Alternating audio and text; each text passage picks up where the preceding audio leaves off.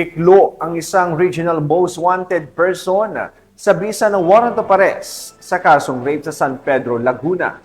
Ibabalita yan ni Patrol Woman Angelica Ricateng.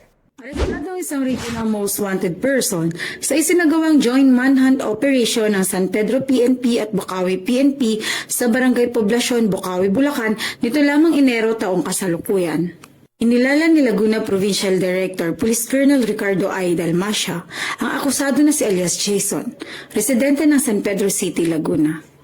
Ayon sa ulat na aresto ang suspect bandang 12:55 ng hapon ng mga tauhan ng San Pedro Component City Police Station at Bukawi Municipal Police Station sa bisa ng warrant of arrest para sa kasong rape na walang inirerekomendang piyansa. Ang matagumpay na operasyon na ito ng Laguna PNP ay nagpapakita lamang ng kanilang mabilis na pagtugon sa pagsugpo ng iba't ibang uri ng krimen at paghuli sa mga nagkasala sa batas upang agad na mabigyan ng hustisya ang mga naging biktima nito.